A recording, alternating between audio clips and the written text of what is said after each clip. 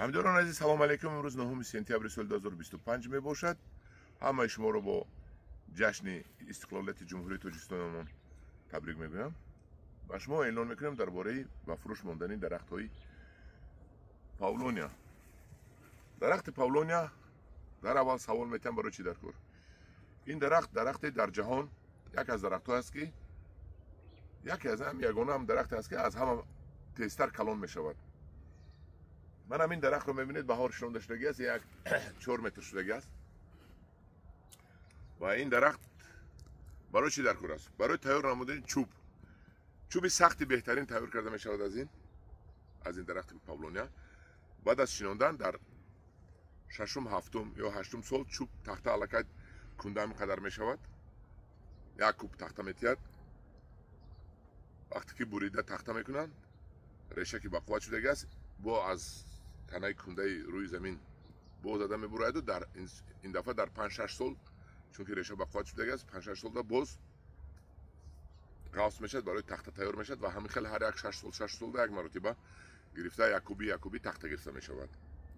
تخته البته میدونید در بازار 250 300 400 اگرم 400 شدگی است. نمیدونم، من تخته نخریدم. من 20 سال پیش $250 بود کوبی تخته ها، زیر فگمونم یک 400 شدگی است.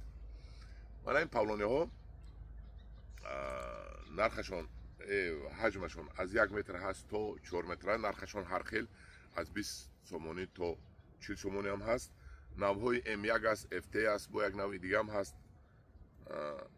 انم خیل واقع در محله جویبادم در شفت شهر دوشنبه من با فروش ماندگی است. کدام اگر یک لخ بخریدنی است بود سودا می شود بود در علاهیدگی با نرخش رو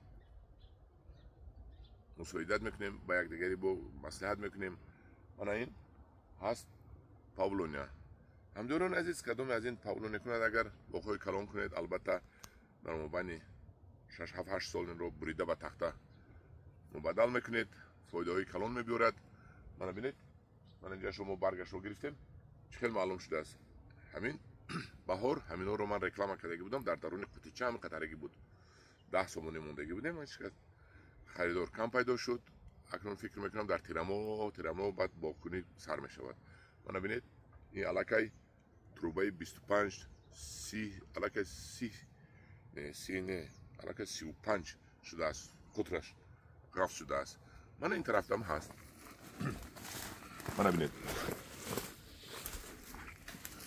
این رو وقتی که شما میبرید خریداری میکنید این نهال رو بریده من اونقدر میبرید شما میپرتوید و وقتی که شینونده در روی زمین با از روی زمین همین قدرک میمونید و بو میبرید و بعد کلان میشود در یک سال.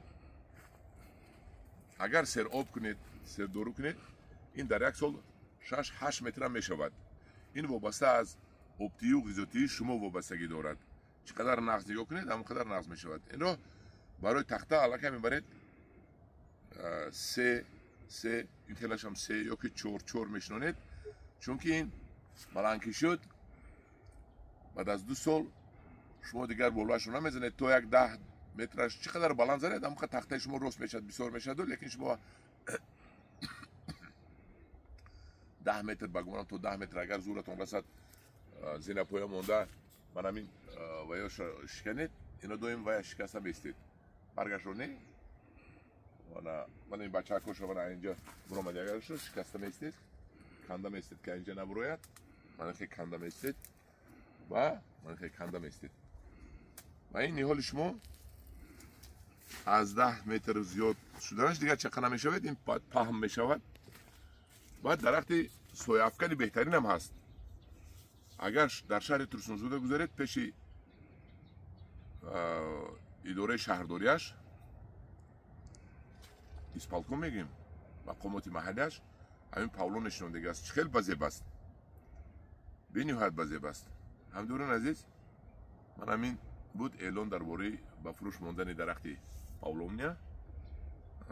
شما من رقم تلفنم رو میمونم و من مراجعت کنید. من رقم بعد صاحبش رو به شما وابسته میکنم یا با من سودا میکنید یا با صاحبش سودا میکنید. صاحبش سرکار که هست من گفت که اگه خودتون گپ زنید دوستی من است این صاحب همین پاولونیا ها. خدا خواهد با یک مصلحتی با شما میبیویم. انم خیلی همدیارون عزیز ما یک تاتی من نشونتیم منم خیلی این پاولونیا هست